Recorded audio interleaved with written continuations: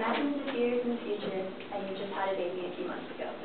You know how the baby acts, the way it looks, the color of its eyes, the sounds it makes when it cries. One night you go in to check on the baby, and it's kind of different. It's smaller, maybe slightly different skin color, doesn't act the same or sound the same, doesn't like the same things that it used to like. This is what people believe happens when a baby was replaced by a changeling. Today we'll look at some folklores about changelings. What they are, how people protected their children from it and got rid of it, stories that actually happened, some that were made up, and reasons why people believe this is possible. So let's talk about what they are. People believe that trolls or fairies had deformed babies and wanted healthy ones, so they would go find healthy human babies and replace their deformed child with a human baby. So, to protect their kids, in Sweden they believe that hanging steel things like scissors, needles, knives, above the baby's crib, above the door, or even in the crib with the baby, would keep the changelings from replacing them. If their child was replaced, the way they could get rid of it was burning it in the oven, boiling it in water, boiling eggshells because supposedly the changelings couldn't resist commenting on the eggshells. So, those are ways they prevent and got rid of them. And some of the stories that were true and untrue. The common legend was that a lady had probably about 3 or 4 month old baby, and one night she went to check on it, and it acted different, looked different. So, she didn't think it was her baby. And all her neighbors had convinced her that it was replaced. So they were telling her all the ways to get rid of it, and she didn't bring herself to hurt the baby. So she boiled eggshells. While she was boiling eggshells, the baby started talking and commenting on how he'd never seen eggshells been boiled before. And obviously, 3-month-olds, 4-month-olds can't talk.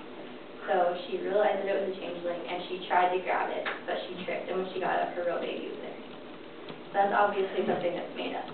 But there were real cases on people trying to get rid of the changeling. So, a true story is that this couple, their son, who was probably about 3, became ill suddenly, and they did everything they could to take care of him. They took him to doctors, they were really careful with him, they made sure that he was healthy, but he never got better.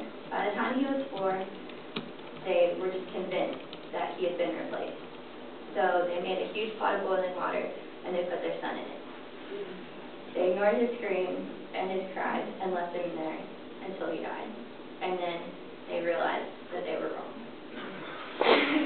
Things like this happened like many times. And there was a case that actually went to trial in July 1826 where a grandmother was watching her grandson, and he couldn't stand or walk or talk. And so she started thinking that he was replaced. And she kept thinking it, and the parents tried to convince her that it wasn't true, that he was just ill, and she never believed it. So one day, when she was watching him, she drowned him, trying to get her grandson back. And so the parents took her to court, and she was off as not guilty, because the court believed that she was insane. So many people went to trial for this, and most of them got out with insanity pleas.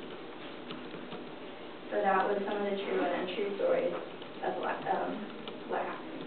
So some of the reasons why the people would do this to their kids was back then there were no diseases or disorders to explain why kids would just be fine and then be suddenly sick. And then if they happened to become deformed or suddenly ill, it was unexplainable. And so obviously they were replaced.